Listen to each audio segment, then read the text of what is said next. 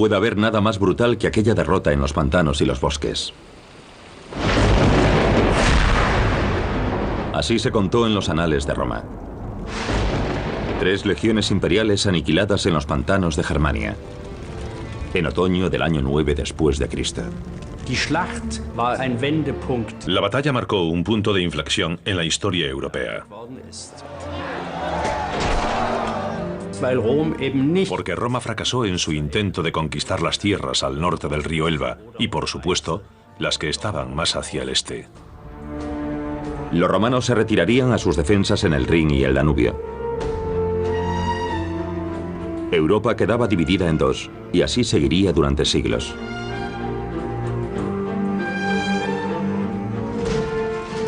Fue el comienzo de la leyenda germana. La mayor potencia militar del mundo antiguo hincaba la rodilla ante una alianza de hierro de tribus amantes de la libertad.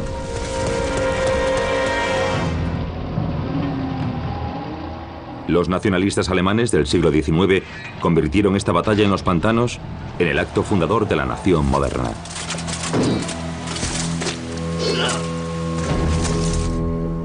Y hasta la búsqueda del campo de batalla se convirtió en una preocupación nacional. 700 ciudades y pueblos pretendían haber sido el lugar del enfrentamiento. Pero las pruebas arqueológicas apuntan a este lugar, el bosque de Teutoburgo. Desde 1875, un monumento al vencedor domina el paisaje. Arminio para los romanos, o Hermann, el primer héroe de la liberación germana. Desde entonces, el recuerdo de Arminio ha permanecido vivo en este país.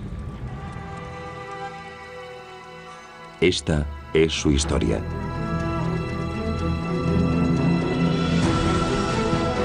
La batalla contra Roma.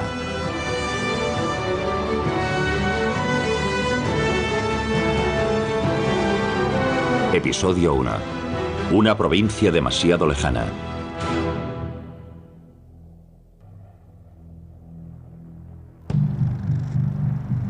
Julio César dio el mismo nombre a todas las tribus de las inaccesibles regiones al este del Rin. Germanos, que constantemente hacían incursiones en territorio romano. Incluso antes del nacimiento de Cristo, César Augusto decidió proteger el débil flanco oriental del imperio en la Galia. Tras una serie de campañas, las tribus germánicas fueron sometidas. Algunas ofrecieron resistencia, otras, como los queruscos, se aliaron con Roma.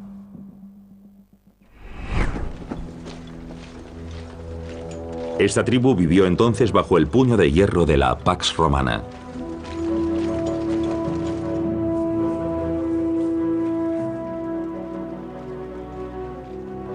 Aquí vive un niño, que más adelante llegará a ser conocido como Arminio. Cuando tiene unos 10 años, su vida cambia para siempre.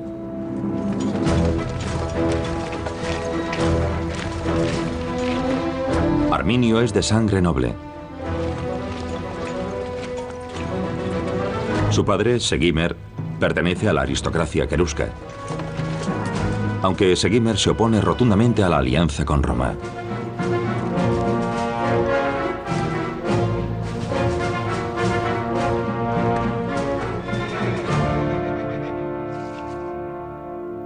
Pero los nobles han elegido a Segestes como líder de su clan. Segimer debe aceptar su liderazgo y sus decisiones. Pero Segestes no es bienvenido en este lugar. Segestes ha elegido la alianza con Roma y ahora ha venido a cumplir las condiciones de esa alianza. Ha venido a por los hijos de Segimer. Deben ser entregados de inmediato a las fuerzas de ocupación. Es, según él, un sacrificio necesario que debe realizarse por el bien de toda la tribu. Significa que Segimer tal vez nunca vuelva a ver a sus hijos. Se convertirán en romanos.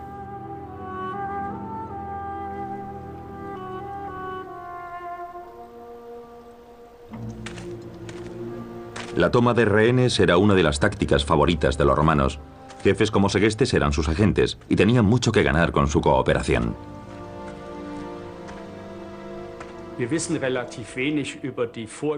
Sabemos relativamente poco sobre la historia antigua de los queruscos. Aparecen de repente en la época de Augusto. Durante un tiempo fueron enemigos de Roma, pero después firmaron una alianza con ella. Segestes era el líder de los queruscos en tiempos de la conquista romana.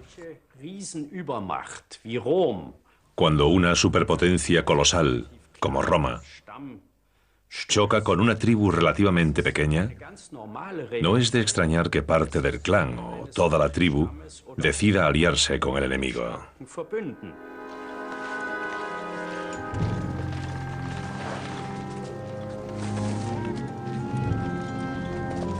Todo lo que sabemos sobre los germanos procede de antiguos textos romanos. Escritores como Patérculo, Tácito o Dion Casio recogieron los testimonios de los soldados romanos que volvían de Germania. Las tribus germánicas no tenían textos escritos, de modo que no dejaron versión alguna de la historia de Arminio. Arminio y su hermano Flavio el Bello serían educados como romanos, para que algún día pudiesen volver a su patria como representantes del poder romano.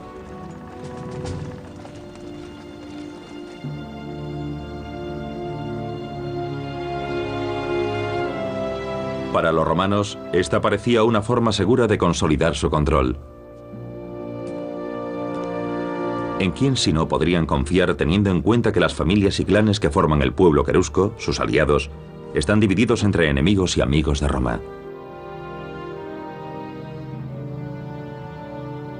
Pero es un error hablar de un pueblo unificado y llamarles germanos. Hay decenas de tribus que luchan constantemente entre sí. Para los romanos, esta es una terra incógnita, un mundo desconocido.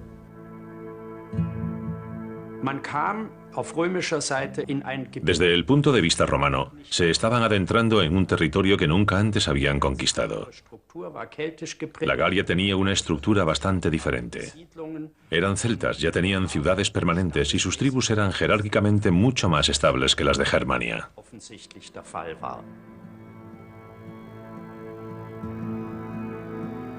Los pueblos germánicos viven para sí mismos, separados entre sí, escribió el historiador romano Tácito. Los mayores asentamientos apenas tenían 25 casas, y humanos y animales convivían bajo el mismo techo.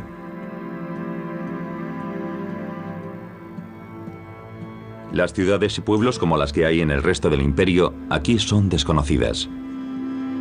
Y para los romanos estos pueblos son salvajes incivilizados, que viven más como animales que como humanos.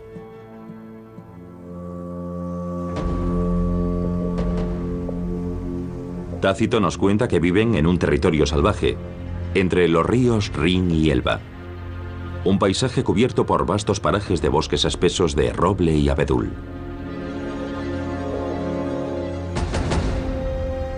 El lugar que describe Tácito es totalmente desconocido. Las ciénagas que cubren este territorio son repulsivas. Los bosques hacen que los hombres se estremezcan de miedo. Lo que más desconcertaba a los romanos era que no había caminos, ni rutas comerciales, ni por lo tanto puntos fijados hacia los que dirigirse. No había castillos ni baluartes que tomar. Solo aquel bosque terrible que tardaron 9 días en cruzar y en el que no encontraron ni un solo ser humano. Era una pesadilla para los romanos.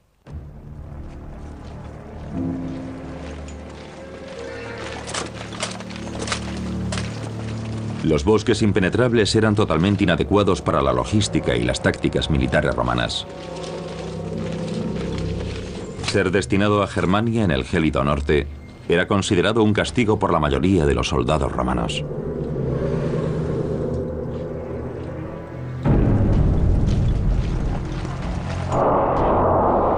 Y estaban asustados, porque nunca habían visto bosques. Tras siglos construyendo las ciudades romanas y su flota naval, Italia se había quedado prácticamente sin bosques.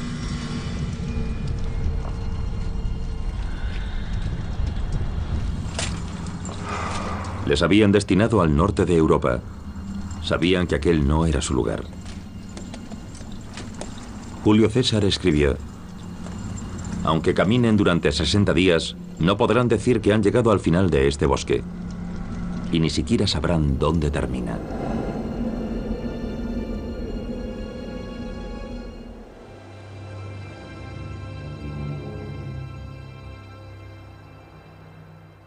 A lo largo y ancho del Mediterráneo, Roma tenía una cultura urbana. Vivían en ciudades. Y en comparación, lo que encontraron en Germania era muy primitivo, era muy simple. Faltaban los elementos básicos de la civilización romana y sus logros. Aquello era un auténtico choque entre dos culturas.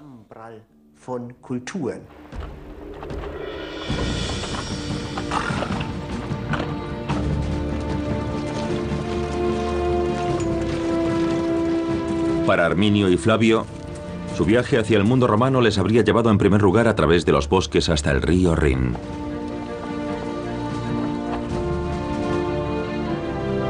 Aquí comenzaba el mundo romano. Y las primeras señales contundentes del dominio romano de la ingeniería eran una enorme fortaleza y un puente que cruzaba el río.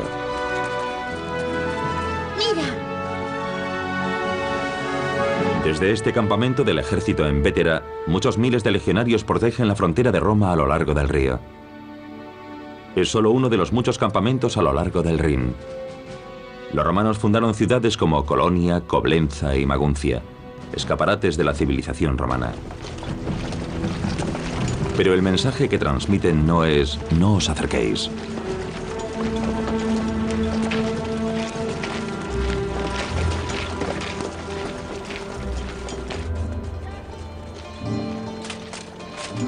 Al contrario, son un imán para los bárbaros, que se embarcan en un comercio próspero con los romanos. El pelo largo y rubio es especialmente valioso. Los germanos aceptan monedas que no han visto antes a cambio de sus pieles y cueros.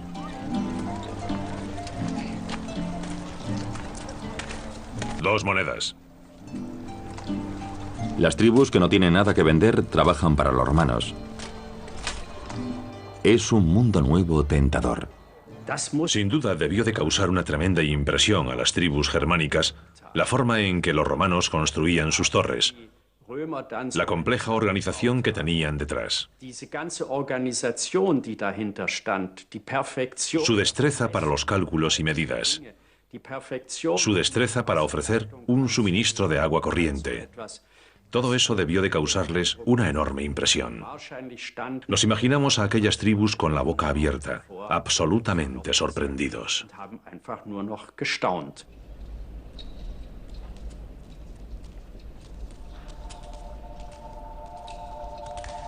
La separación de su familia debió de ser dolorosa para Arminio. Pero había numerosos estímulos nuevos para distraerlo.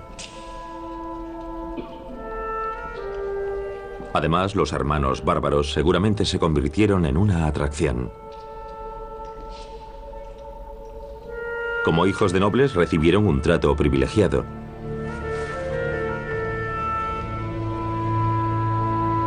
Que incluyó, por ejemplo, su primera experiencia milagrosa con suelos calentados.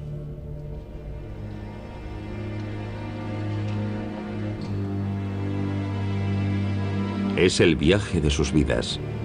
Remontan el río Mosela, atraviesan las ciudades de la provincia romana de la Galia y continúan por el Mediterráneo, hasta la capital del mundo antiguo.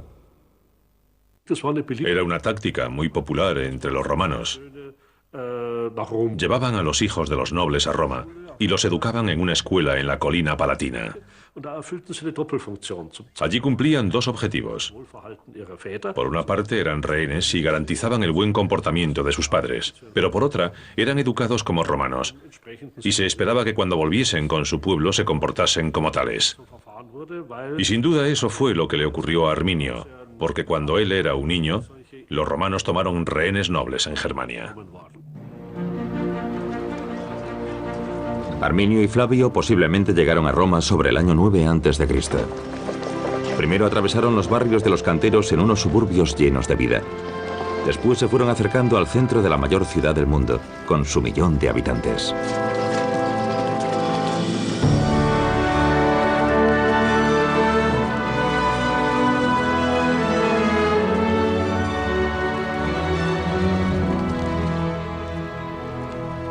Arminio llega a una ciudad que prospera como nunca. Grandes rutas de desfile recorren la ciudad. El mármol reluce bajo el sol mediterráneo.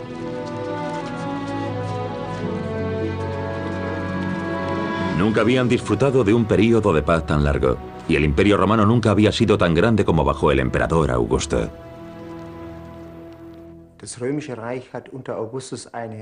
Bajo Augusto, el Imperio Romano había alcanzado un tamaño desconocido, porque Augusto lo amplió mucho más allá de lo que habían hecho sus predecesores. Piénsenlo. El norte de España, los Alpes, grandes franjas de territorio que llegaban hasta el Danubio, Anatolia interior, Judea, Egipto, África. Él añadió todo esto al Imperio Romano, que alcanzó una extensión geográfica enorme. Pero, sin embargo, posteriormente, la época de Augusto sería asociada con la paz, porque logró la paz en Roma tras décadas de guerra civil, de romanos contra romanos. Pero en política exterior, Augusto no fue para nada un emperador de paz. Hizo la guerra, sin pausa, durante todo su reinado. Siendo joven, Arminio entra a formar parte de la gigantesca máquina bélica romana.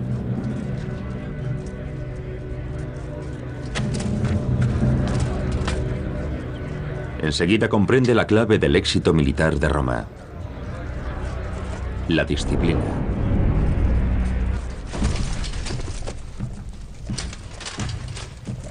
¡Atención! No debió de ser fácil para un querusco someterse a un entrenamiento estricto y a una obediencia incondicional.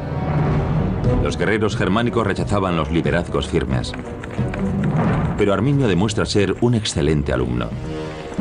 Es un joven que aprende rápido y tiene un talento inusual para ser germano, según el veredicto contemporáneo. Este querusco se está convirtiendo en el soldado romano perfecto.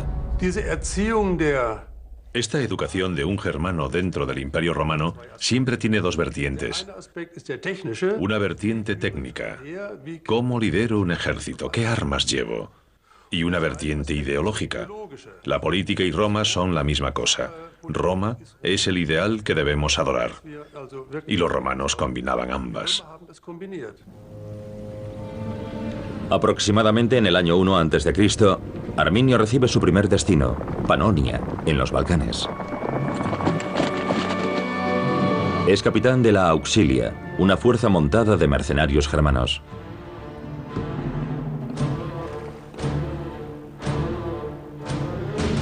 Las tribus de esta provincia balcánica se han levantado contra Roma. Roma contraataca con fuerza y envía 15 legiones, más de 100.000 hombres, la mitad de todo su ejército, para aplastar a los rebeldes. ¡Atención! ¡Preparados!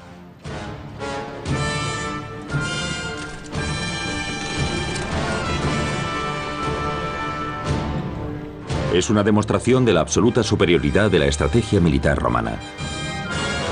¡Fuego! ¡Fuego!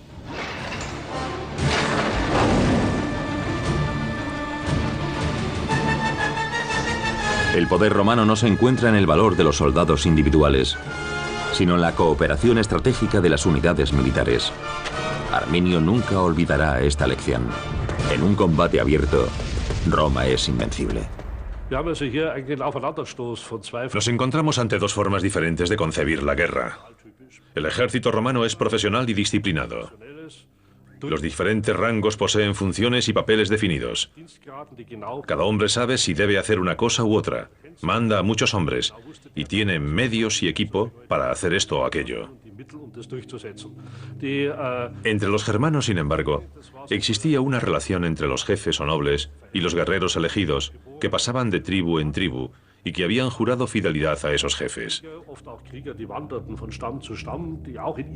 A su manera, esos guerreros también eran profesionales. Era una relación personal y en cierto sentido, por supuesto, también fomentaba la disciplina.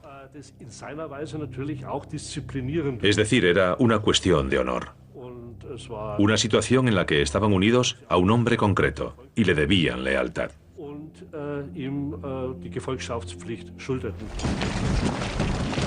Los romanos avanzaban en una formación cerrada llamada testudo.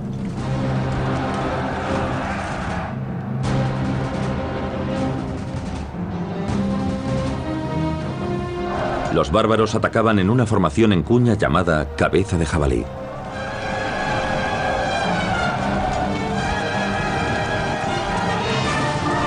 La fuerza del impacto es efectiva solo momentáneamente. Las legiones están protegidas y siegan a sus atacantes. Las filas están tan cerradas que actúan como un solo hombre. No sabemos qué hizo exactamente Arminio en la guerra de Panonia, pero debió distinguirse en el combate. Cuando volvió a Roma, el emperador Augusto le nombró caballero, el mayor honor concedido a un miembro de una tribu germánica.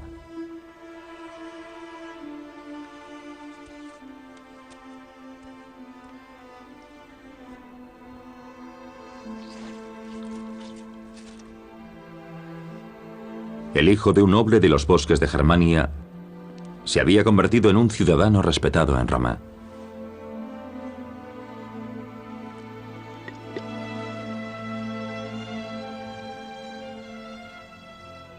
Han pasado 15 años desde que dejara atrás su casa.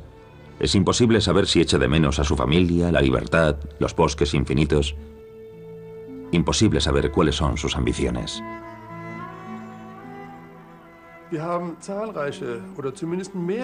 Conocemos muchos casos de germanos al servicio de Roma que aprendieron a comportarse como romanos, pero sin sentirse romanos ni ser leales a Roma.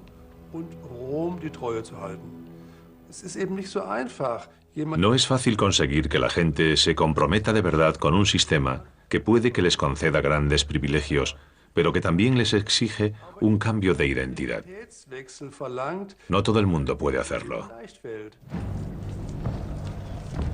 En el año 7 después de Cristo, Augusto nombra un nuevo gobernador para Germania.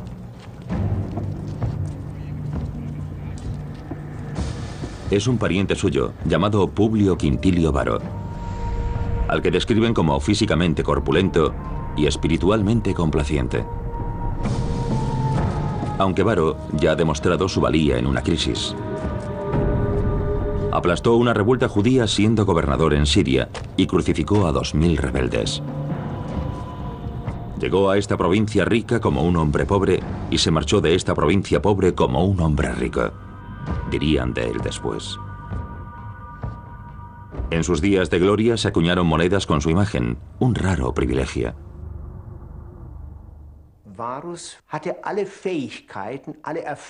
Varo tenía las habilidades y experiencia que necesitaba un senador romano seleccionado para el trabajo en Germania. Augusto, desde luego, no enviaría a cualquiera a aquella zona, solo porque fuese su pariente, si no estuviese convencido de que tenía la experiencia necesaria para cumplir con lo que se esperaba de él. Pero entonces Augusto toma una decisión que tendrá consecuencias imprevistas. Envía a Arminio a Germania junto a Varo. Es una decisión que agrada a Varo.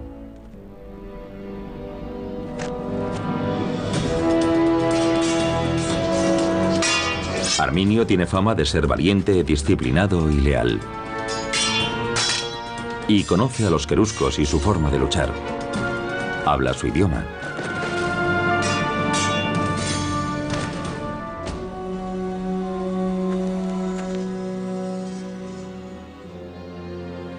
El año 7 después de Cristo, Arminio regresa a su patria.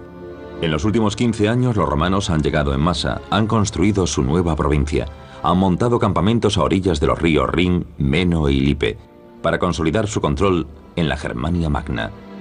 En Haltern, a orillas del Lipe, se encuentra su centro administrativo, la capital de la nueva provincia.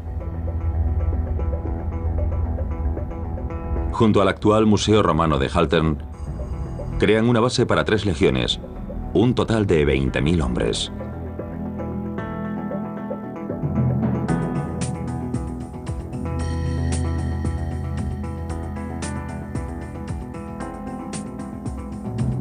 Hay barracones, herrerías para fabricar armas, hornos de cerámica y villas para los oficiales de mayor graduación. Y en el Lippe hay un puerto al que llegan mercancías y lujos romanos, para hacer la vida más soportable en estas tierras bárbaras. Ya desde el principio, los romanos intentaron dar la impresión de que habían sometido a Germania. En su testamento, Augusto escribió: «He conquistado Germania hasta la desembocadura del Elba». Cuando un general obtenía una victoria en Germania, adoptaba el título de germánico, para significar que tenía a las tribus germánicas bajo control. Los romanos acuñaban monedas que representaban a Germania como una mujer, sentada en el suelo, llorando y con una lanza rota, para que el pueblo llano captara la idea. Pero Tácito contradice esa idea. Dice: eso es una tontería. Germania no ha sido derrotada. Las tribus germánicas siguen viviendo igual que hace 200 años, completamente libres.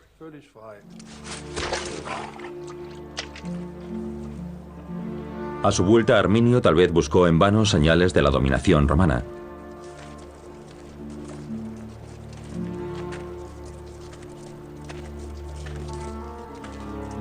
A medida que se aleja un poco de las fortificaciones romanas, el avanzado modo de vida romano no aparece por ninguna parte.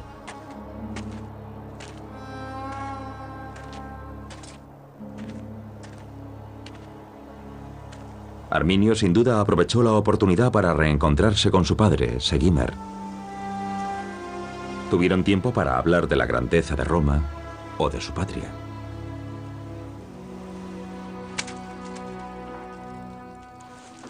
Por cálida que hubiese sido la bienvenida, el padre sin duda habría sentido una mezcla de emociones al ver entrar a su hijo en la casa familiar vestido con el uniforme de un soldado romano.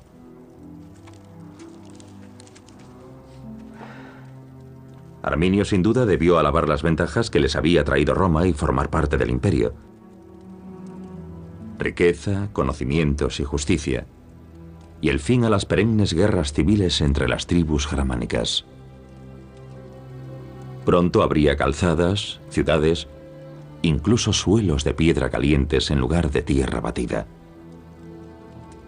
Pero son 2 hombres que hablan sin escucharse. Para Segimmer, su hijo niega a la tierra que le vio nacer. Los romanos exprimen a las tribus a base de tributos, como si fuesen las uvas de un vino amargo. Los cuentan como ganado para imponerles impuestos y prohíben a los hombres libres llevar armas. Sin una espada, un querusco no puede ser libre. Pero su pueblo está indefenso. Los tiempos han cambiado.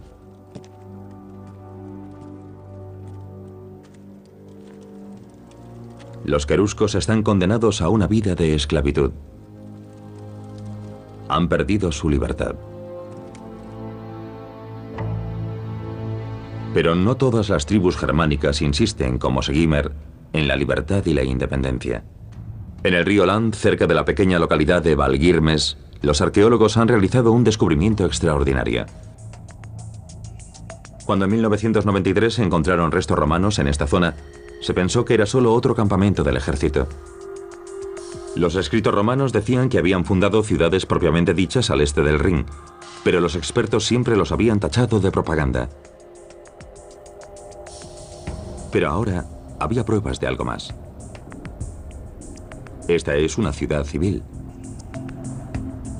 Hasta ahora, la única ciudad romana descubierta a este lado del Rin. Fue planificada para que la habitasen romanos y germanos.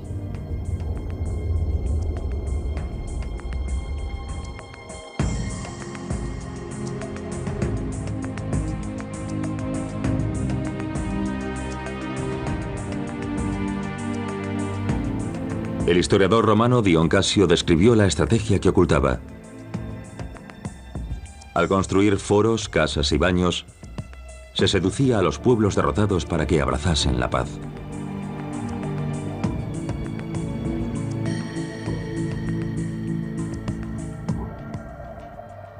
Y entonces, los arqueólogos encontraron pruebas concluyentes de la actitud de Roma hacia su recién conquistado territorio.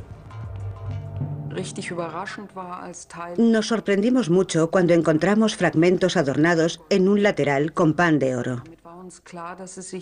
Enseguida nos dimos cuenta de que tenían que ser partes de una estatua de bronce. Pero cuando encontramos un estribo, una parte de las riendas y el casco de un caballo, supimos que estábamos ante una estatua ecuestre. Y por supuesto, el tamaño de las piezas dejaba claro lo grande que era la estatua. Era a tamaño natural.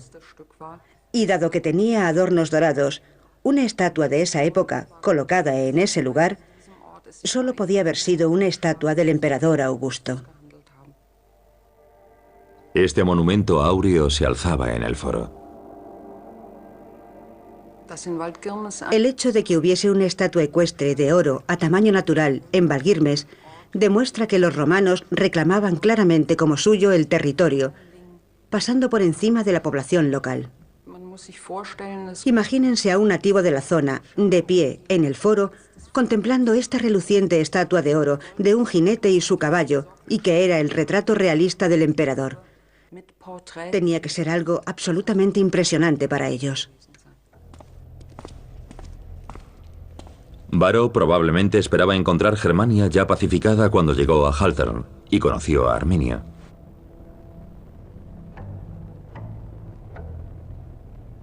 Su tarea consiste en convertir Germania en una provincia romana de pleno derecho. El conocimiento del terreno de Arminio es inestimable. Pero un simple capitán de la caballería auxiliar nunca le diría a su general lo que tiene que hacer. Varo insiste. Un germano sabe cómo tratar con germanos. Sabrá cómo ganarlos para el imperio. Puede que la sangre que corre por mis venas sea germánica, dice Arminio, pero mi cabeza y mi lengua son romanas. Entonces Arminio debe actuar como un romano, replica Varo.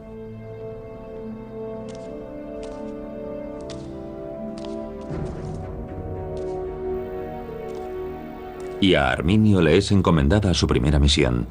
Las legiones están a punto de ponerse en marcha hacia sus campamentos de verano. Arminio será quien reconozca el terreno.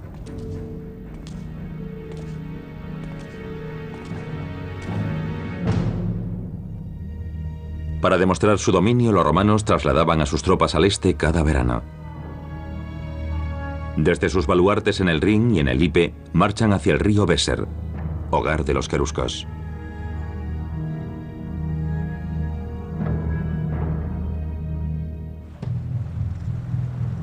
Viajar por estas tierras vírgenes desconocidas es una empresa desalentadora. No hay calzadas de ningún tipo. Para transportar a sus tropas y llevarles suministros, los romanos se ven obligados a usar el río Lippe.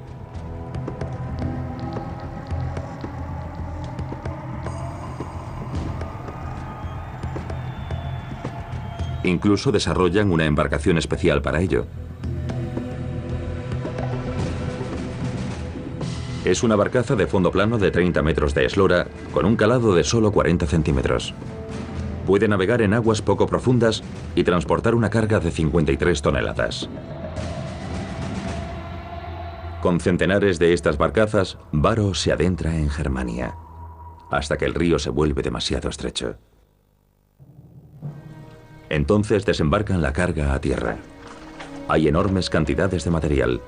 Las legiones viajan con un contingente civil, herreros, carpinteros, recaudadores de impuestos. Muchos llevan a sus familias. Y después están los mercaderes con su vino y aceitunas. Y todos los pequeños lujos de la patria que hacen más soportable a los romanos la vida en el frío y salvaje norte.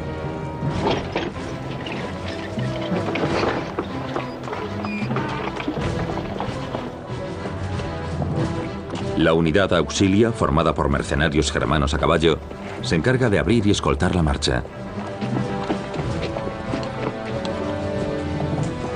Arminio es su comandante.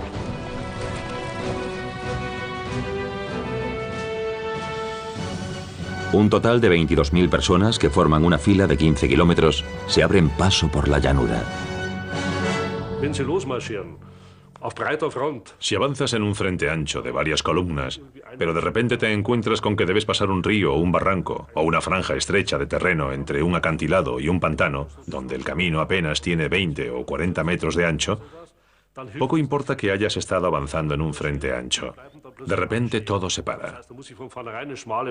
Eso significa que debo avanzar formando un frente estrecho desde el principio, a no ser que quiera crear unos atascos imposibles después. Piensen en una autopista. Cuando una autopista de 3 carriles de repente se reduce a solo uno, tenemos un fabuloso atasco. Pues eso es lo que le pasaba a Varo. Marchaba con sus tropas por un terreno difícil, relativamente desconocido. No podía avanzar en un frente amplio porque habría creado exactamente ese tipo de atasco. Así que sus columnas de marcha eran cada vez más y más largas. Los soldados marchaban en 4 columnas. Cada legión contaba con un convoy de carretas que transportaba su equipo. La columna avanzaba unos 20 kilómetros de media al día.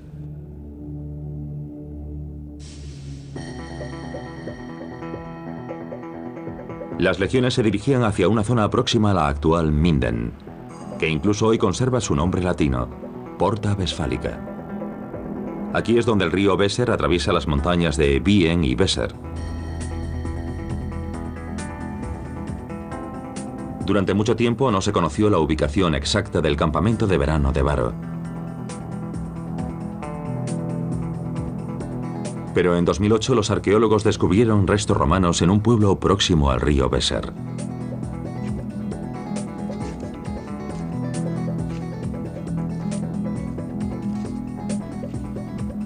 Todavía es pronto para decirlo, pero hallazgos como este sugieren que este lugar era una base militar. Tal vez el campamento de verano de Varo. Es la estaca de una tienda legionaria.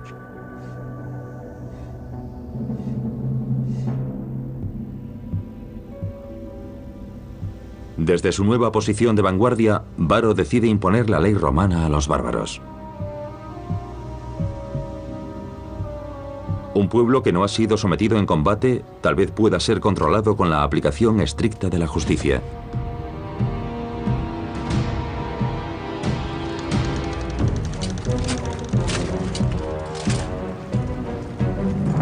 ¡Apartaos! ¡Dejad paso! ¿Pero es este realmente el momento ideal?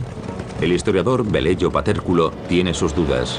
Escribe: Varo dio órdenes a los germanos como si ya viviesen en la esclavitud. Les exigió tributos como si fuesen sus súbditos.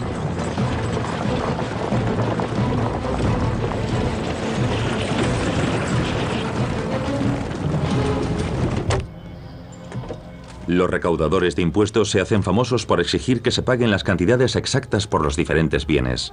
Las reglas son para todos, sin excepciones ni retrasos.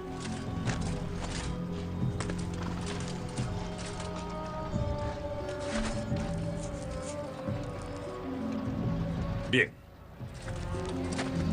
Pero las autoridades de la hacienda romana se sienten decepcionadas con lo que consiguen en los pueblos germánicos. Estas tierras apenas producen excedentes. Las tribus germánicas son agricultores de subsistencia. Cuando les confiscan sus limitados productos, su frustración ante la dominación romana se convierte en odio.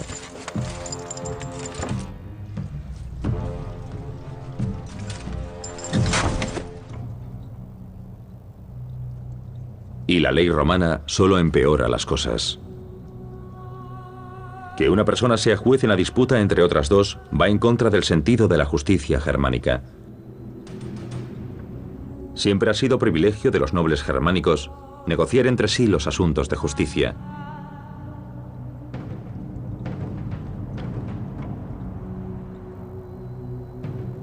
Y la peor transgresión. Varo condena a los nativos a ser crucificados por robo.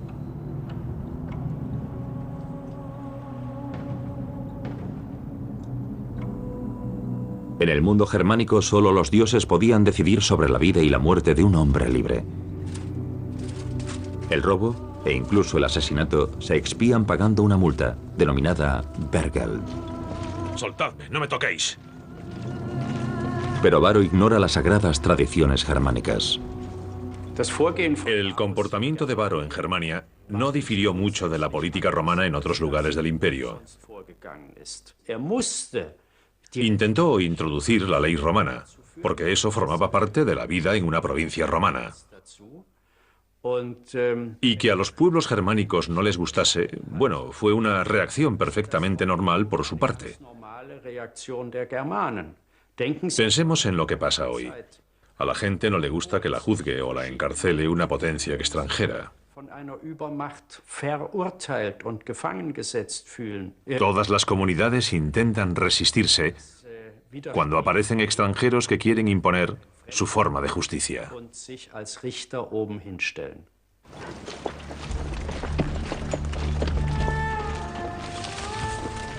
Varo corta de raíz brutalmente cualquier muestra de descontento. Los cabecillas son ejecutados, sus aldeas quemadas.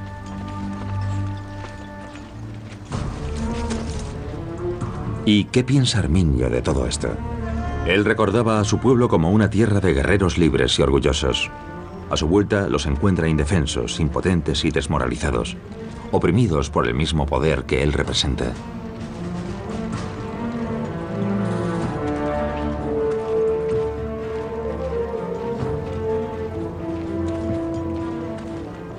Llega la hora de la verdad para este querusco.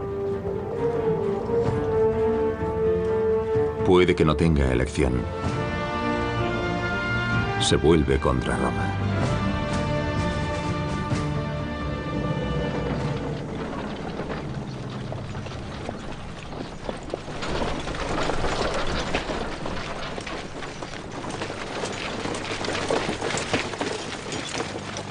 Los historiadores siguen debatiendo por qué hizo exactamente Arminio lo que hizo. Las fuentes romanas no nos dicen nada. Pero tal vez no sea tan difícil de comprender.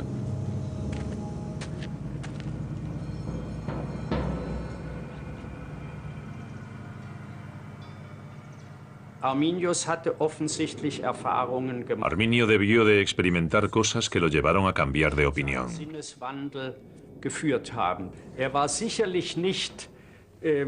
Roma nunca había sustituido completamente al mundo querusco en sus lealtades. Y seguramente tuvo presiones de ambos bandos cuando tomó la decisión.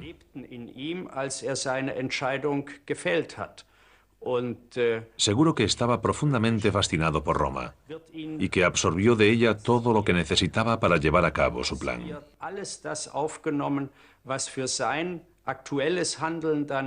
Y usó todo eso y lo sumó a su herencia germánico-querusca para volverse contra Roma.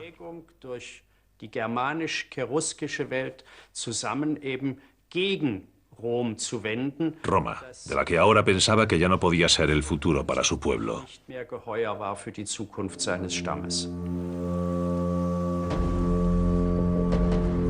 Pero tal vez Arminio tenía razones egoístas para traicionar a Roma. Cualquier pretensión de hacerse con el liderazgo de su tribu se habría resentido por su cercanía a Varo. Encabezar una revuelta exitosa contra Roma le daría un enorme renombre entre todos los pueblos germánicos.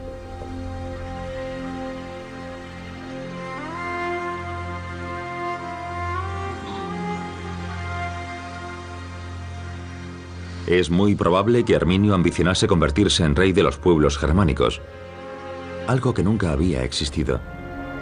Según esta teoría, actuó movido por esta extraña combinación de patriotismo local y del característico deseo romano de alcanzar el poder. Si se enfrentaba a los romanos con su pueblo respaldándolo, podía alcanzar una posición independiente, poderosa, que nunca habría sido posible siguiendo a los romanos. Siempre habría sido su marioneta. Y desde luego, él deseaba alcanzar el poder. De modo que este impulso personal, podemos decir que era una lucha por la libertad. Y al mismo tiempo, usó este impulso para crear su propio reino, su propio imperio, el imperio de Arminio. Y desde luego no es una coincidencia que acabase siendo asesinado por su propio pueblo, porque en cierto sentido era un enemigo de la libertad germánica.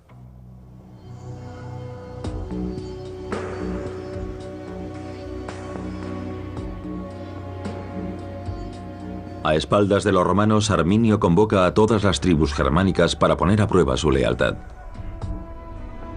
Tiene que persuadirlos de que posee el Heil de un líder militar triunfante. Para los pueblos germánicos, el Heil es la expresión máxima de la buena suerte. Aquel que se lo gana o que lo recibe de los dioses tendrá éxito en todo lo que emprenda y compartirá su Heil con todo aquel que le siga.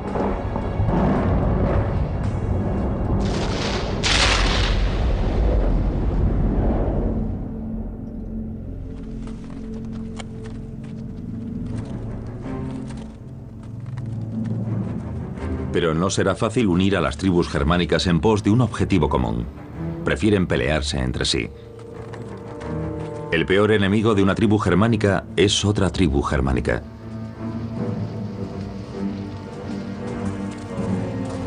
Hay líderes tribales que reciben oro y privilegios de los romanos a cambio de su lealtad. Uno de ellos es Segestes, un pariente de Arminio. Segestes ha sido elegido jefe de los queruscos. Segestes intenta convencer a los jefes de las demás tribus de que sería un suicidio alzarse contra Varo y sus legiones. En todas las sublevaciones que se han producido hasta ahora, los romanos han resultado victoriosos. Las tribus han sido aplastadas. La venganza de los romanos ha sido terrible. Atacarlos de nuevo solo produciría el mismo resultado. Solo que esta vez las represalias serían todavía más brutales. Un romano perfecto como Arminio debería saber mejor que nadie que los romanos son invencibles. Es Arminio el romano quien recuerda a su pueblo que viven en la esclavitud. Han robado a nuestras familias la libertad. Que las armas y símbolos de la ocupación, las hachas de combate romanas, los recaudadores y las togas invaden sus bosques y pueblos. Que los hombres libres pagan impuestos y tributos a extranjeros y son ejecutados bajo las leyes romanas. Para convencer a los últimos indecisos que temen encaminarse a una muerte segura y guiar a sus familias a la esclavitud, Arminio les revela que tiene un plan. Un plan que hay que poner en práctica inmediatamente. Arminio promete guiar a sus seguidores hacia la libertad.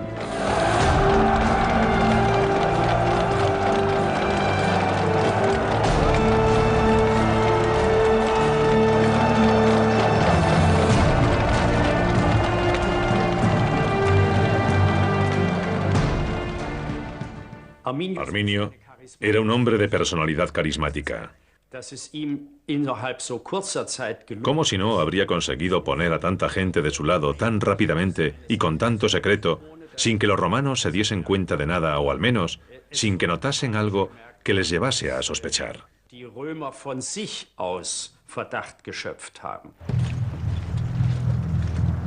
Una mañana de septiembre del año 9 después de Cristo, la 17ª, 18ª y 19ª legiones levantan el campamento.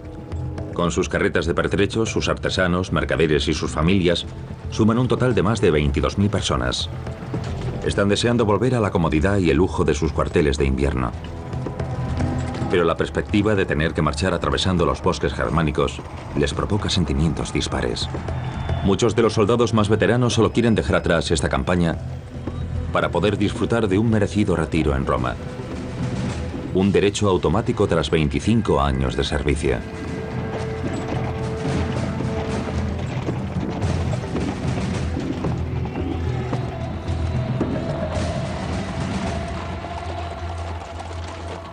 El estruendo de las armaduras y el sonido de los pasos de miles de pisadas se escuchan en lo más profundo del bosque, pero el ruido dejará paso a un silencio clamoroso.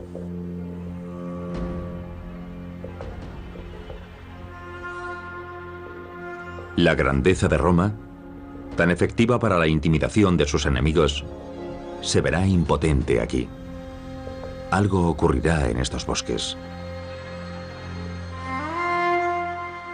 Un peligro mortal acecha, perfectamente oculto. Varo y sus soldados caminan hacia el desastre. La carnicería se desatará sobre los romanos sin previo aviso y con furia salvaje.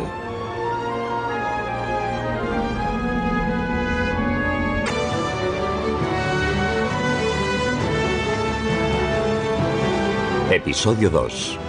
La batalla.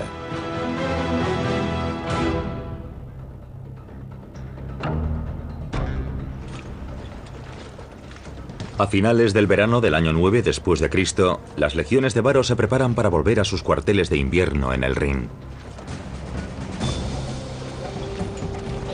Arminio empieza a jugar un peligroso doble juego. Prepara un plan para atacar a las legiones de Varo durante su viaje de vuelta al Rin, mientras continúa cumpliendo con su deber como oficial de la caballería auxiliar.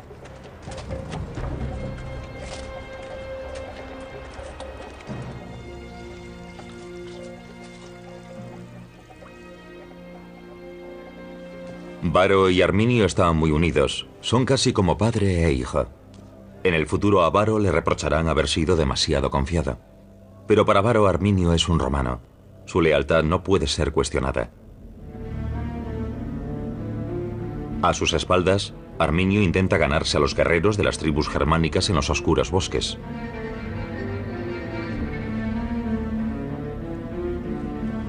Mientras una sacerdotisa reza a los dioses y predice con total seguridad una gran victoria,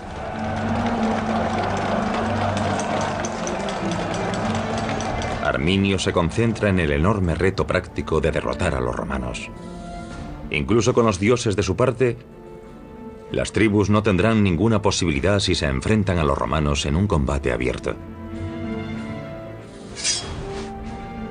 Cuando luchó en Panonia, Arminio observó avanzar a las legiones con tal fuerza, con tanta disciplina y orden en cada unidad, que sabe que las tribus serán derrotadas si se enfrentan a ellas directamente.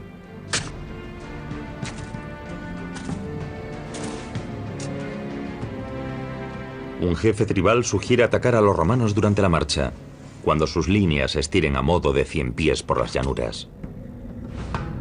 Arminio le recuerda que Varo cuenta con 3 legiones, es decir, casi 20.000 hombres. Las tribus no tienen ni los hombres ni las armas para un ataque de ese tipo. Fracasarán sin ninguna duda. Pero a los romanos les aterrorizan los bosques germánicos. Odian los pantanos y los estrechos valles. Hay que invitarlos a entrar en los bosques.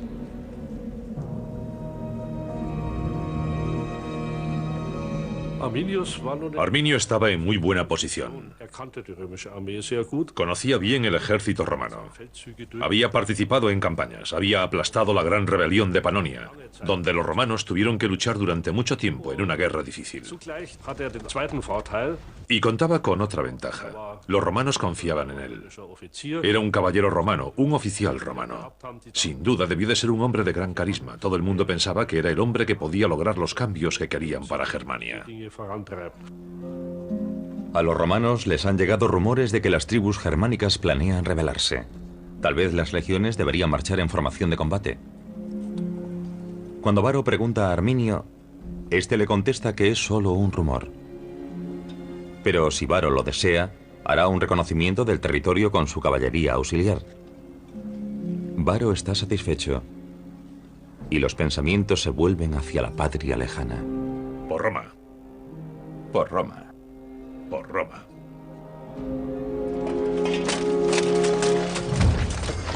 La víspera de que comience la marcha, el jefe de los queruscos visita el campamento romano. Segestes se opone al plan de atacar a las legiones, y Varo le ha invitado a una cena de despedida. Segestes consideraba que Arminio estaba poniendo a su propio pueblo, los queruscos, y a las tribus vecinas en grave peligro.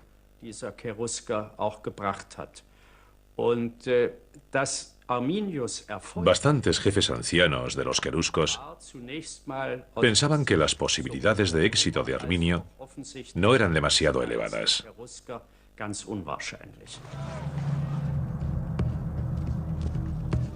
¡Varo! Segestes corre un gran riesgo. Intenta alertar a Varo de que hay en marcha una conspiración y una sublevación contra él y las legiones romanas. Varo no se imagina quién podría ser tan estúpido. Segestes señala a Arminio. Su propio compatriota revela su plan. atacar a las legiones durante la marcha, destruirlas y matar a Varo con su propia espada.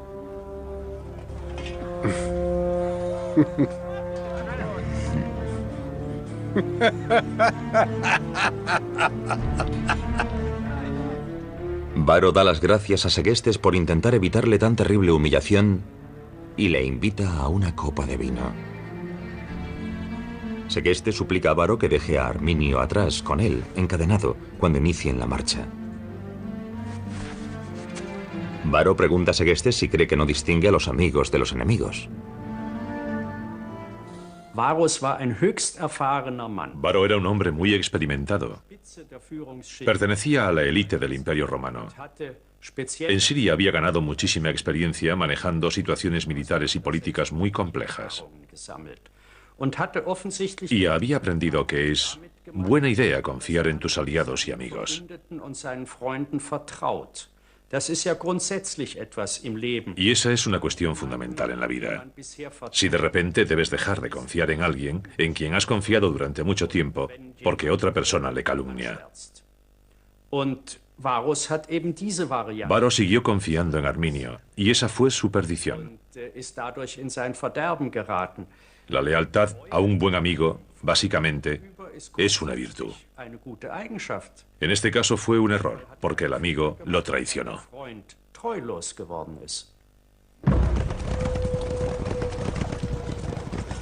Una mañana de septiembre del año 9 después de Cristo, Arminio abandona el campamento con parte de su caballería auxiliar.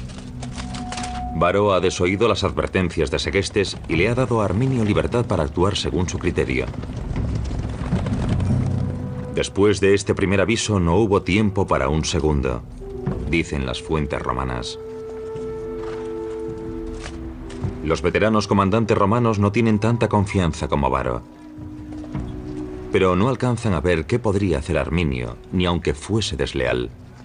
Todo el mundo tiene la misma idea: atravesar los bosques sanos y salvos y volver al calor y la comodidad de los cuarteles de invierno en el Rin.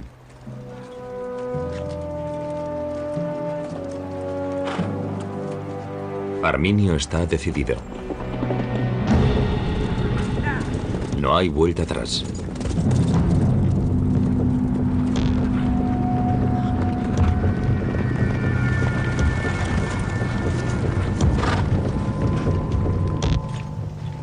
El sonido de las armaduras y de los pasos de miles de legionarios se escuchan en las profundidades del bosque a medida que la 17ª, la 18ª y la 19ª legiones abandonan sus campamentos de verano. Los ánimos son buenos. Unos días más de penurias en estas tierras y después esperan los campamentos del Rin, con vino, mujeres, canciones, juegos y baños.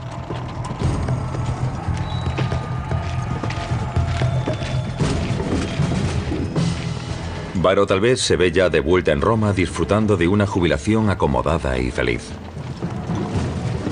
Pero marcha hacia su perdición, con sus más de 20.000 soldados y unidades de apoyo.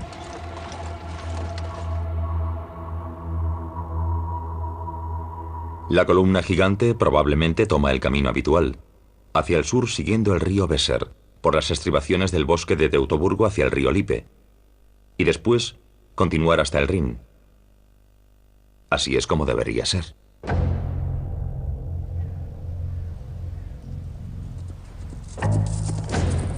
No sabemos cómo Arminio convenció a Varo y a las legiones para que cambiasen su ruta. Las fuentes romanas nos dicen simplemente: cuando Arminio y su caballería auxiliar fueron enviados de avanzadilla, aniquilaron a las tropas romanas que estaban destinadas en su patria. Arminio y sus hombres todavía visten la armadura romana. Los soldados romanos los consideran aliados. En un ataque sorpresa no tienen ninguna posibilidad.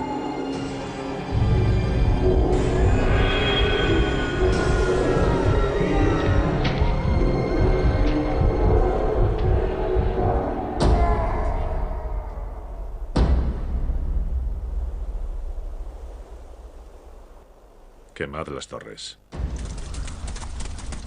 La caballería auxiliar quema las torres de observación que los romanos han levantado junto a sus rutas. Arminio se asegura de que sus ataques no pasarán inadvertidos.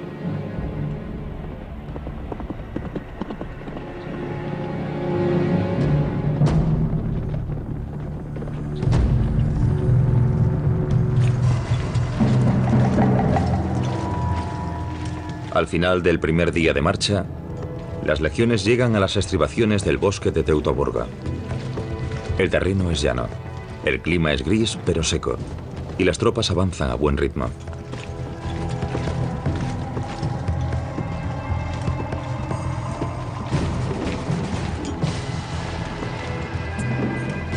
Y este es el momento en el que Arminio quema la torre de vigilancia. ¡Alto! ¿Cómo reaccionará Varo?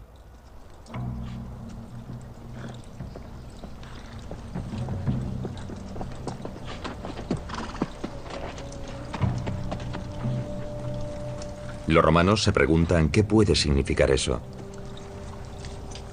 Varo llega a la conclusión de que los rumores de una sublevación no eran descabellados, después de todo. Arminio se habrá enfrentado con los rebeldes.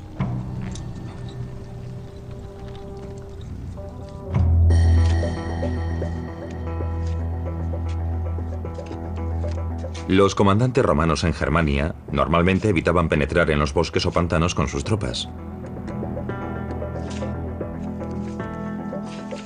Si tenían que cruzar un pantano, generalmente tendían primero un puente de madera.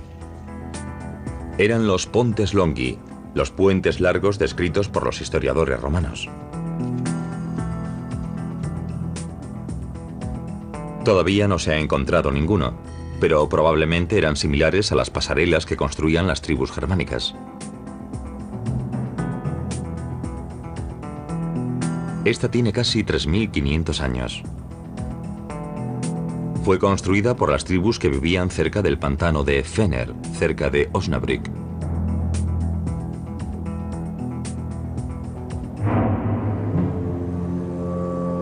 El segundo día de la marcha, Varo comete un error fatal. Abandona la ruta habitual y dirige a sus legiones hacia los bosques. Corre a ayudar a Arminio para cortar de raíz la rebelión. El plan de los queruscos está funcionando. Por supuesto, salirse de la ruta habitual de marcha y suministros era un gran riesgo, que tenía todo tipo de desventajas. Si se producía algún retraso, podrían tener problemas, porque ya no contarían con su línea de suministros a lo largo del río, y no podrían recibir provisiones del campamento. Lo único que podían hacer era continuar y subsistir con lo que tenían. Pero Varo probablemente no pensaba librar ningún gran combate. Pensaba que tan solo sería una especie de acción policial para restaurar el orden. Restablecería la paz y podría deshacer el camino andado para volver al punto en el que se había desviado, sin meterse en grandes líos. No está claro dónde abandonó Varo exactamente su ruta habitual, pero sí sabemos que en lugar de ceñirse a esa ruta, llevó a todas sus fuerzas a un territorio desconocido.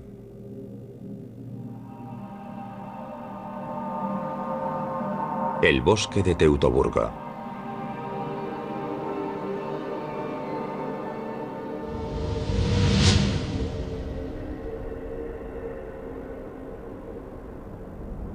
Entonces, como ahora, estas tierras altas del noroeste de Alemania son famosas por sus escarpadas rocas, sus valles impenetrables y sus densos bosques.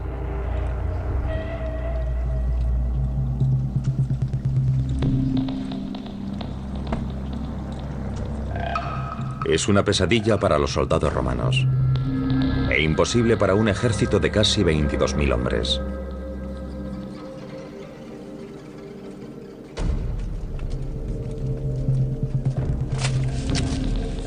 La marcha es dolorosamente lenta. Los soldados resbalan en el fango y tropiezan con las raíces de los árboles, y no pueden mantener la formación. Lastrados por sus armaduras y armas, los legionarios se cansan cada vez más con cada paso que dan. Las carretas de suministros y los civiles ralentizan más si cabe su marcha. ¿Por qué Varo insistió en adentrarse más y más en el bosque? Sigue siendo un misterio. Los centuriones hacen lo que pueden para agilizar la marcha de los rezagados. Con éxito dispar. ¡Adelante!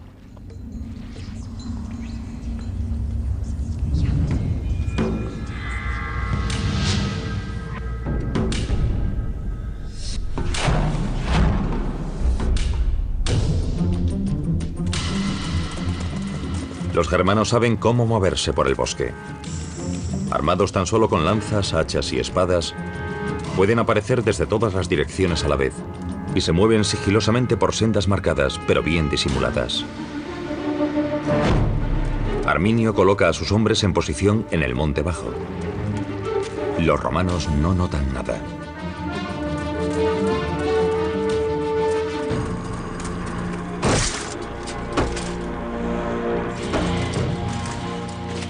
Mucho antes de encontrarse con sus enemigos cara a cara, los romanos ya están debilitados por su lucha contra el propio bosque.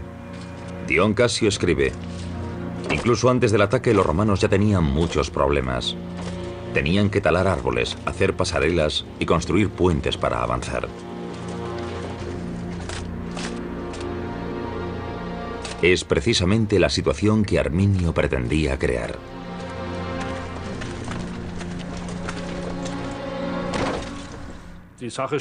Todo iba ocurriendo prácticamente como Arminio lo había planeado. Fue preparando pequeñas sorpresas para los romanos a lo largo del camino. Y pudo elegir el momento en el que estaban demasiado lejos de su ruta habitual para retroceder después de los primeros ataques. Sin duda se dijeron: debemos seguir, debemos continuar.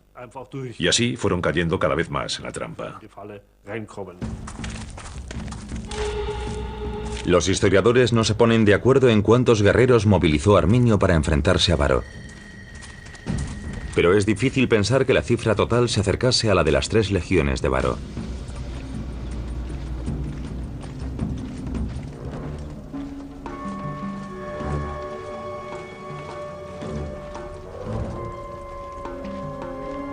La columna romana ya se había estirado considerablemente. Y esa era otra ventaja para las tribus. Sus armas eran claramente inferiores a las de los romanos: hachas, espadas, lanzas de madera y simples escudos. Las tribus no necesitaban ser superiores en número, porque si atacaban a los romanos en una columna larga, podían elegir el lugar donde hacerlo.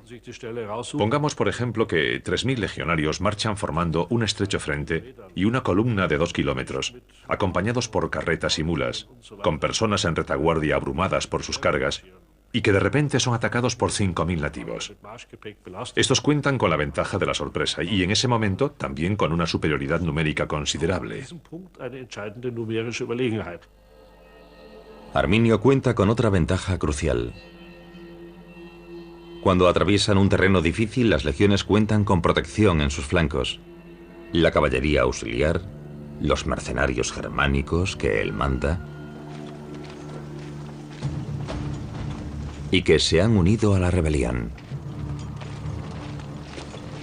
Varo no puede sospechar que las mismas fuerzas que protegen sus flancos serán las primeras en atacar a sus legiones.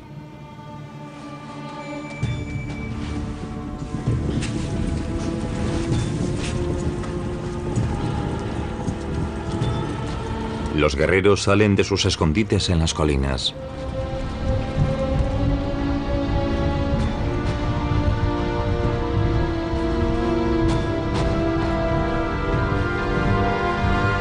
Se mueven en absoluto silencio. Solo el resonar lejano de sus pasos traiciona su presencia.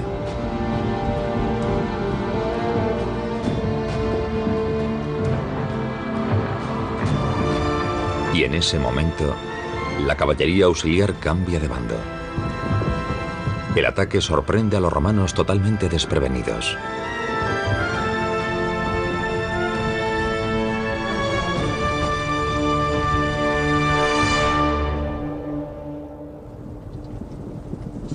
Apenas tienen tiempo para dar la alarma.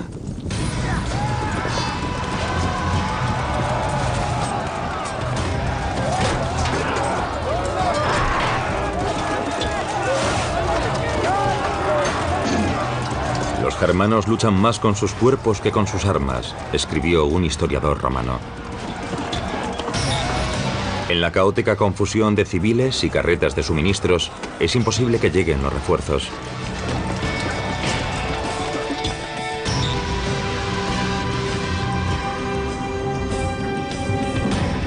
Las tribus y después la caballería auxiliar atacan desde ambos flancos, sin dar oportunidad a los romanos a reagruparse. El ejército más poderoso del mundo antiguo está indefenso.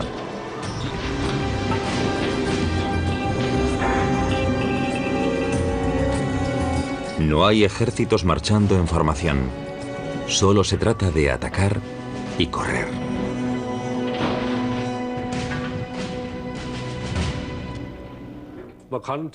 Podríamos definir la táctica adoptada por Arminio como una especie de guerra de guerrillas. Evitar el combate principal el mayor tiempo posible, hasta que el enemigo esté muy debilitado. Y después, emboscarlo, usando el elemento sorpresa y el mejor conocimiento del terreno de tus propios hombres.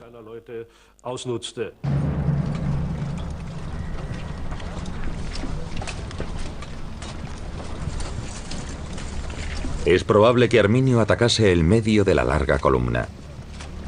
Así separaba las fuerzas de vanguardia y de retaguardia, y evitaba que pudiesen ayudar a la sección que estaba siendo atacada. Los refuerzos llegarían mucho después de que los guerreros germanos hubiesen desaparecido en el bosque.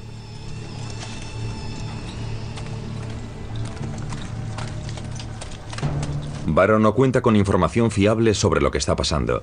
Sus comandantes solo pueden decirle lo que saben. La caballería auxiliar germana ha cambiado de bando. La situación es grave. La sorpresa ha sido total.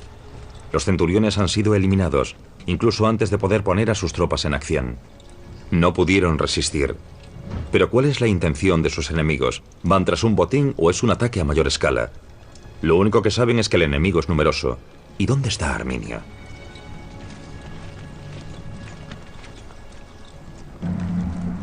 Varo decide que la única opción es continuar la marcha. En cuanto encuentren un lugar adecuado en el bosque, se detendrán, reunirán a sus legiones y construirán un campamento de emergencia.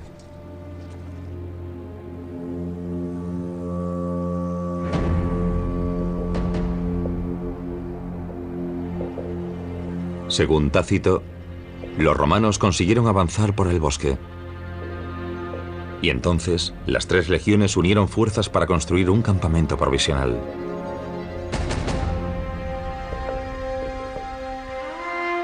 Ninguna legión ha sido destruida.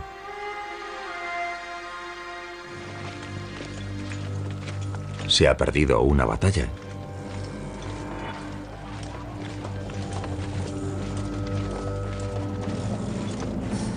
Pero todavía puede ganarse la guerra.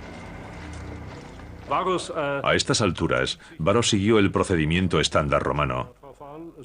Construyó un campamento fortificado como pudo, teniendo en cuenta el terreno y el estado de sus tropas. Y eso era lo que había que hacer, porque el enemigo estaba cerca y tenía que asegurarse de que sus hombres pudiesen descansar al menos durante la noche, sin tener que repeler ataques constantes. La empalizada y el foso con centinelas colocados detrás eran precisamente lo que necesitaban para impresionar al enemigo, y que éste se lo pensase dos veces antes de lanzar un ataque. Tras las defensas, los heridos son atendidos.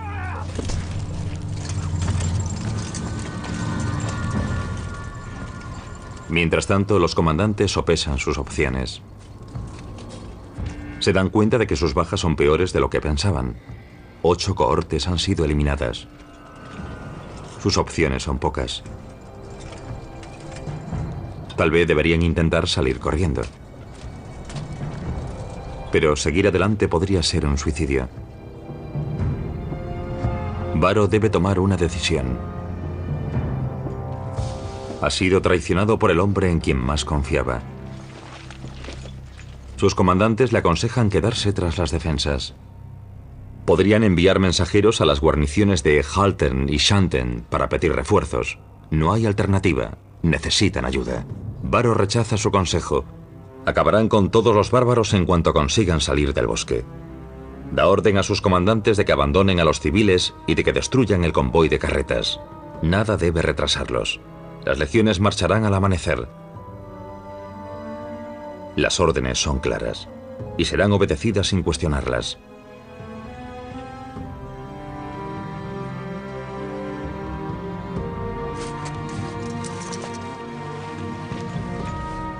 pero se convertirá en un grave error estratégico.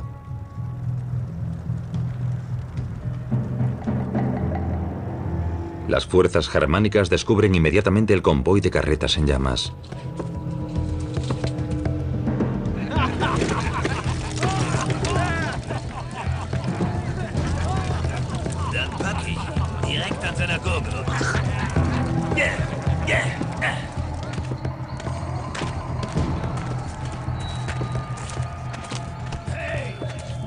Arminio. Un vigía informa a Arminio.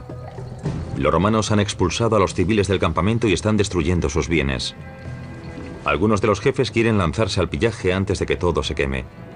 Saben que deben un botín a sus hombres, y esta es su oportunidad. Arminio está furioso. Podrían perder todo lo que han conseguido hasta ahora. Las tribus han jurado obedecerle. Promete llevarles a la victoria si obedecen sus órdenes. El éxito de Arminio estuvo en conseguir que unas fuerzas no demasiado disciplinadas siguieran tácticas racionales y deliberadas. Muchos, sin duda, las consideraron un acto de cobardía y tuvieron que contenerse para seguir su plan. Moralmente, el comportamiento de Arminio podría ser dudoso, pero está claro que fue un genio militar y un hombre atrapado entre dos culturas. La realidad decía que no tenía ninguna posibilidad contra los romanos, pero él siguió adelante con su ataque.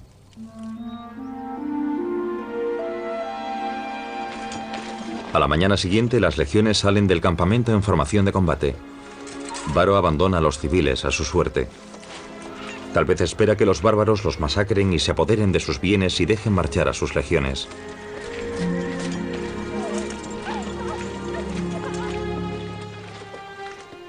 Pero, según Tácito, Arminio dijo que esta guerra se libraba solo contra soldados.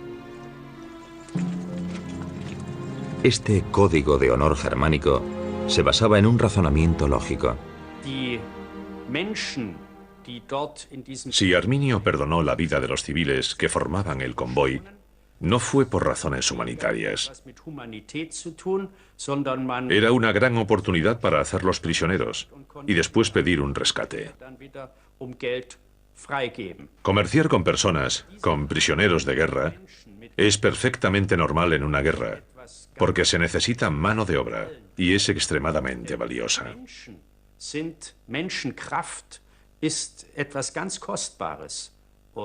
Así que yo no creo que tengamos una muestra de la integridad de Arminio en el hecho de que perdonase a los civiles.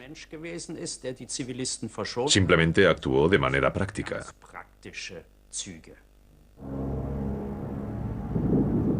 Al tercer día el tiempo cambia.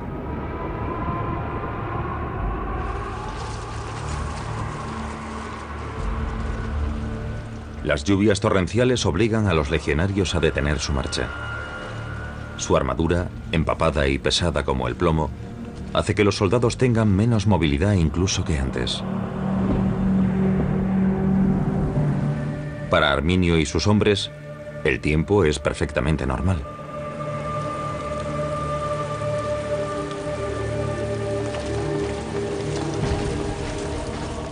Dion Casio escribe: se desataron fuertes tormentas. Mientras los romanos luchaban contra los elementos, los bárbaros se colocaron en posición y los rodearon por todos sus flancos.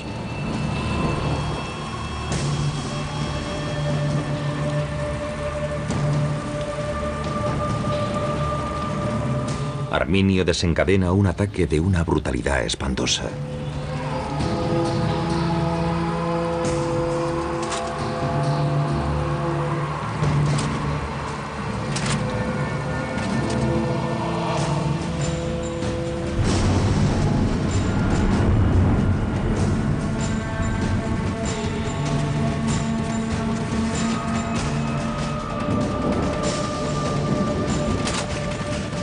Para los romanos, son como espíritus malignos.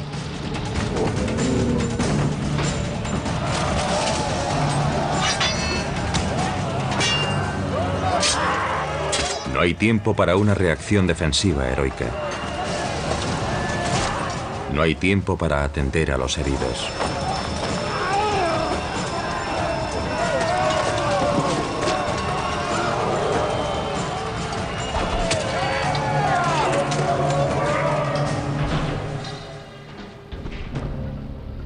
Un cronista escribió: atrapados en las ciénagas y los bosques, los romanos fueron masacrados hombre a hombre por el mismo enemigo al que habían sacrificado como si fuese ganado en tantas ocasiones anteriores.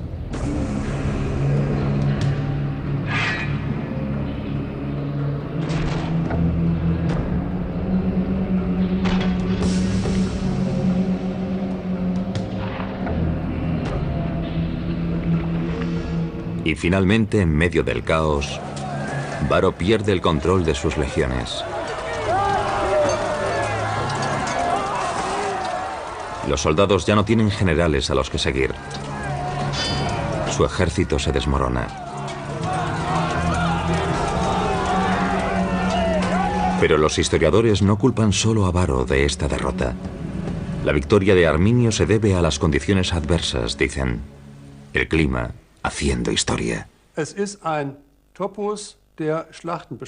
un tema recurrente en la historia bélica, que los elementos siempre están del lado del vencedor. Y si hay alguna duda, el perdedor siempre puede decir: no ha sido el enemigo quien me ha derrotado, sino las fuerzas de la naturaleza. Por ejemplo, el general Invierno de la Segunda Guerra Mundial ofrece una docena de ejemplos de esta teoría.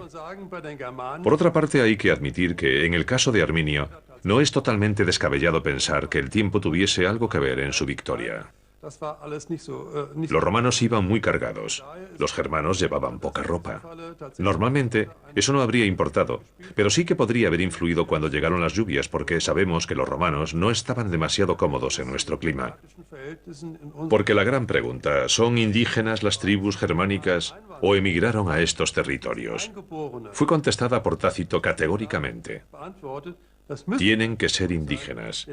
¿Quién querría emigrar a este lugar y con este tiempo?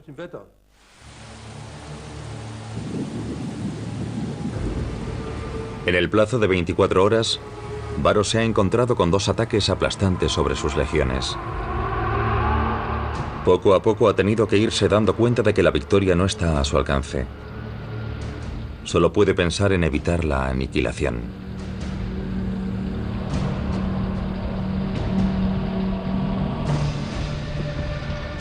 Cuando uno de sus comandantes de caballería llega finalmente al escenario de la masacre, se encuentra a un Varo a punto de volverse loco. Sin saber qué hacer. Esta podría ser su última oportunidad de pedir refuerzos. Numonio se ofrece voluntario para abrirse paso con su caballería hasta el baluarte romano más próximo, antes de que los caballos estén demasiado exhaustos para moverse.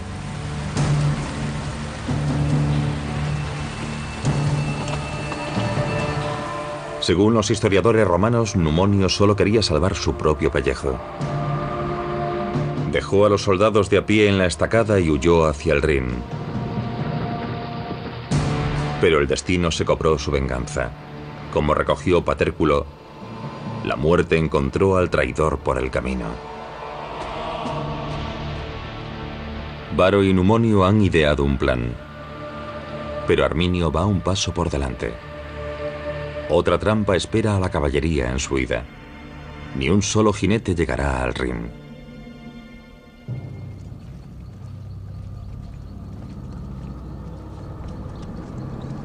Los legionarios no pierden el tiempo y se ponen en marcha.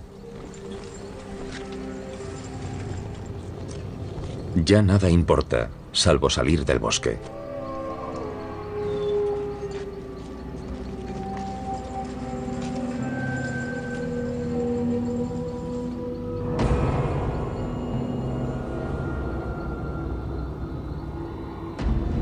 Las tribus les persiguen.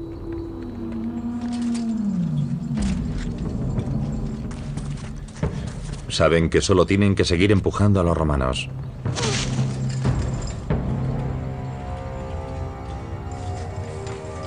Y las legiones siguen adelante a ciegas, tropezando constantemente.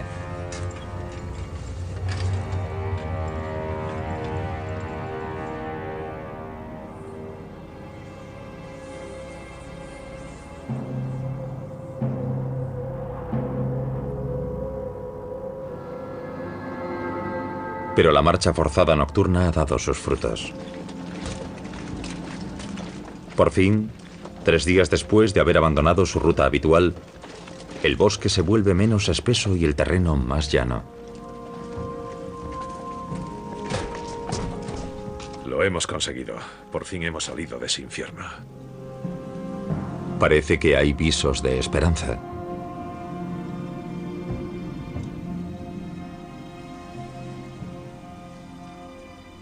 Los romanos están a salvo. Campo abierto.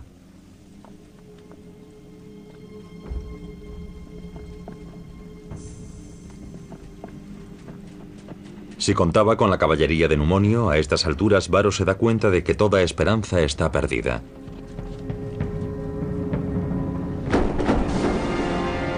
Y Arminio se asegura de que los romanos lo comprendan. Siguen atrapados.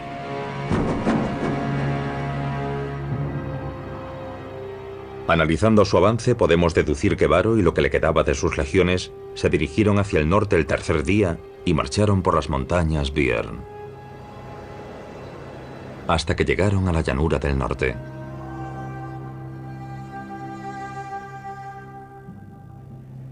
Después giraron hacia el oeste, hacia el Rin. Marchaban hacia un cuello de botella, de tan solo 80 metros de ancho, entre la montaña Calcrise al sur y un gigantesco pantano al norte.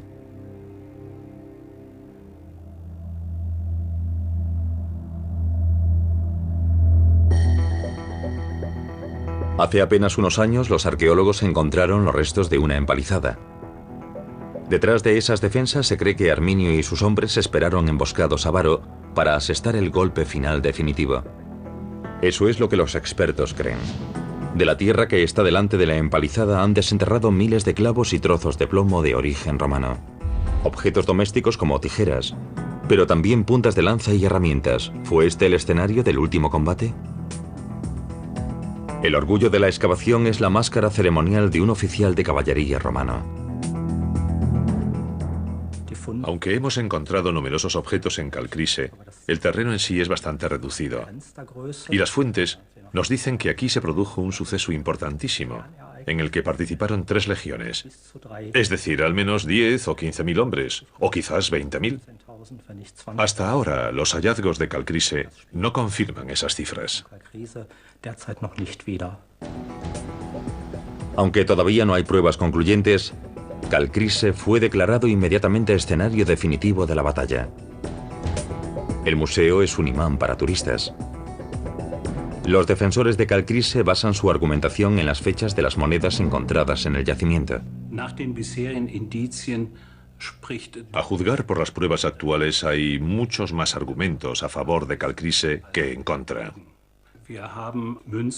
Hemos encontrado monedas con la imagen de Varo, de modo que esas monedas tuvieron que llegar a la zona cuando Varo fue gobernador, es decir, entre el año 7 y 9 después de Cristo.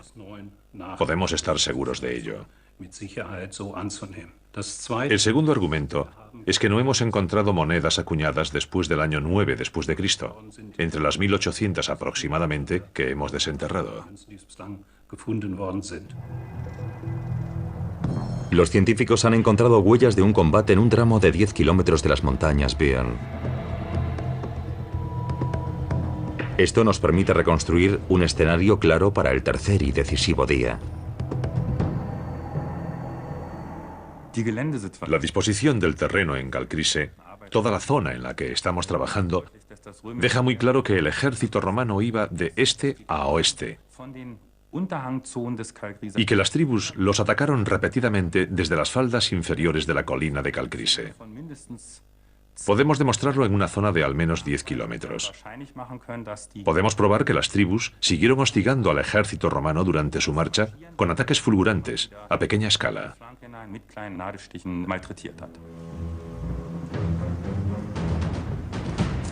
Cuando los romanos salen del bosque y forman en campo abierto, Arminio reúne a sus hombres para el combate final. Las legiones no tienen nada con qué contrarrestar el grito de las tribus de libertad o muerte. ¡Libertad o muerte! Ahora que presienten la victoria, cada vez más tribus se unen a Arminio. incluso aliados de Roma como Segestes. Pero es por oportunismo, no por convicción.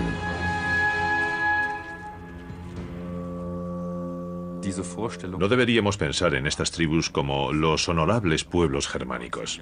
Esa es una idea de los siglos XVIII y XIX. La arqueología nos ayuda a poner los pies en el suelo. A partir del campo de batalla vemos que hubo pillaje. Probablemente saquearon a los cadáveres. Llevarse el botín era muy importante. Era una oportunidad para enriquecerse con plata, oro, bronce e incluso hierro. La batalla es una victoria sobre los romanos, que nadie había imaginado posible. Cerca de 15.000 soldados yacen muertos en el bosque.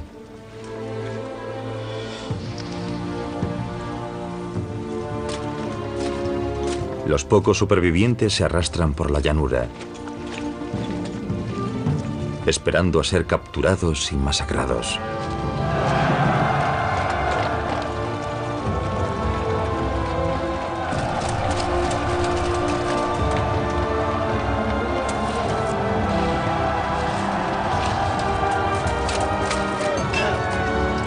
No podría haber mayor humillación para la superpotencia que es Roma.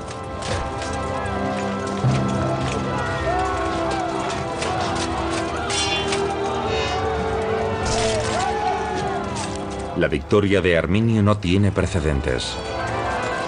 Entre los historiadores romanos fue Tácito quien comprendió realmente su significado. Arminio fue sin lugar a dudas el liberador de Germania. Varo se convertiría en el chivo expiatorio del mayor desastre militar que había sufrido Roma en toda su historia. Se suicidaría en el campo de batalla. Y como comenta con desdén Patérculo, este comandante tuvo más valor para morir que para luchar. Al final se quitó la vida.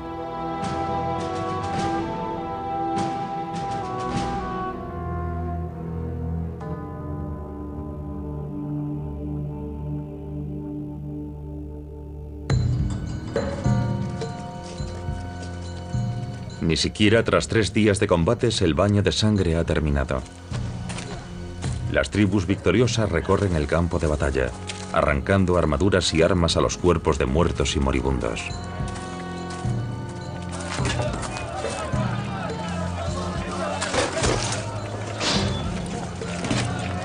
Sacrifican a los legionarios que han capturado a los dioses que les han concedido la victoria.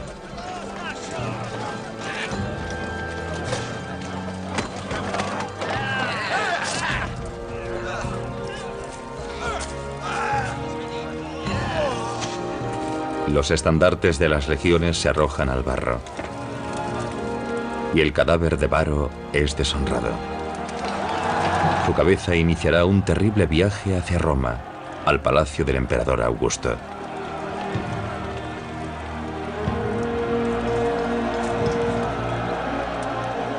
Si las tribus le siguen mostrando lealtad, el triunfo de Arminio le habrá servido para algo. En la hora de su victoria es el indiscutible líder de las tribus germánicas. Pero, ¿buscarán venganza los romanos? El resultado a corto plazo de la victoria de Arminio fue que Augusto abandonó sus planes para ocupar Germania hasta el río Elba. Eso está claro. Augusto tuvo que librar un buen número de batallas internas y tuvo dificultades para imponer su política. Hubo mucha gente en Roma que dijo: no podemos aceptar esta humillación, debemos contraatacar. Pero Augusto creía que no valía la pena. Germania no tenía suficiente que ofrecer a los romanos. Era mejor dejar que las tribus se machacasen entre sí. Roma se aseguraría de apoyar siempre al bando más débil para que pudiese enfrentarse al más fuerte, y esperaría a que las tribus germánicas dejasen de ser un problema. 6 años después, el año 15 después de Cristo, las legiones romanas vuelven al escenario del desastre.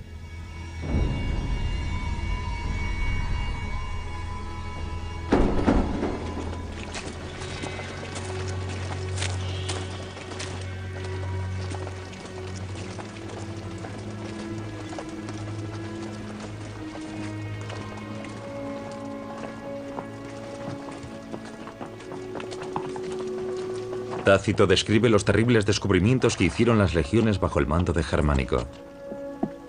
Había huesos sin carne por todo el lecho del bosque. Cráneos clavados a los árboles. Eran los altares de los bárbaros, sobre los que habían sacrificado a tribunos y centuriones.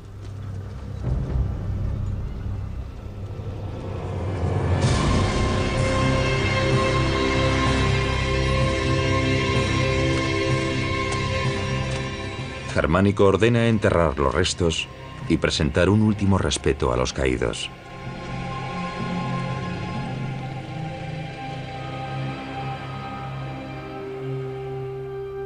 Casi 2000 años después, los arqueólogos de Calcrise han descubierto huesos enterrados en una fosa común.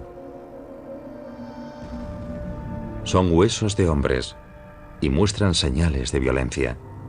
Estuvieron expuestos a los elementos mucho tiempo antes de ser enterrados.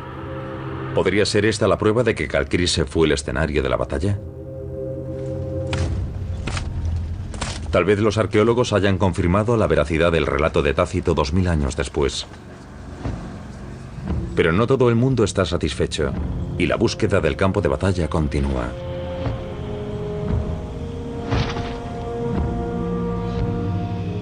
Germánico fracasó en su intento de vengarse, de aplastar a las tribus germánicas. Arminio libró más batallas contra los romanos y los mantuvo a raya. Germánico fue reclamado a Roma. La superpotencia se retiró al Rin. Germania nunca volvería a ser una provincia romana. La batalla del bosque de Teutoburgo fue una de las más importantes del mundo antiguo. Su consecuencia fue una división cultural fundamental y duradera que separó a Europa en dos. Aquí en el Rin, donde hoy se alza el parque arqueológico de Xanten, había una ciudad romana con templos, un anfiteatro y baños. Este lugar era un centro de civilización antigua. En la orilla opuesta del río, las tribus germánicas siguieron siendo lo que siempre habían sido, libres e impredecibles. Germania simplemente siguió su camino como antes de que llegasen los romanos.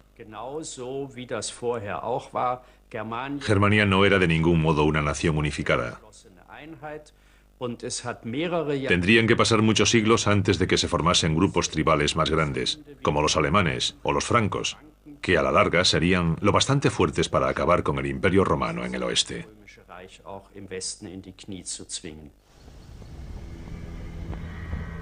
Arminio pagó su ambición de crear un reino germánico con su vida. Fue envenenado, probablemente por su propia familia. Sin un enemigo común, la región volvió a caer en un estado de feudalismo permanente. Ningún jefe toleraba que otro le superase en poder e influencia. Una situación que caracterizaría a esta parte de Europa hasta los tiempos modernos. El problema para los reyes siempre era la aristocracia.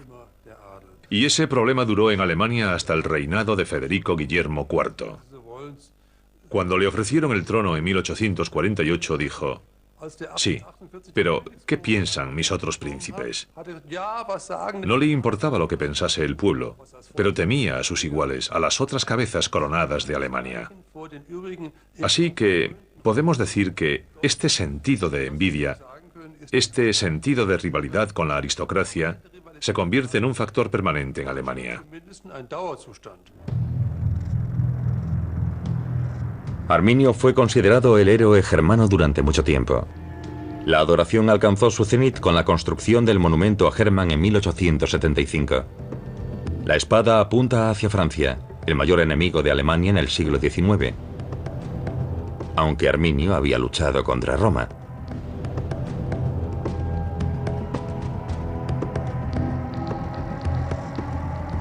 Pero eso no empequeñece sus logros. Desafió y derrotó a Roma cuando ésta ostentaba su máximo poder.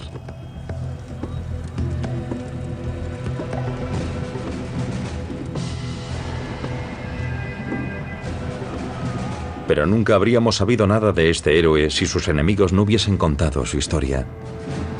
Fue Tácito, el historiador más importante de Roma, quien escribió las palabras que inmortalizarían a este bárbaro. Nunca fue derrotado en combate. Su vida duró 37 años y su poder 12. Hoy, los pueblos bárbaros siguen cantando sus alabanzas.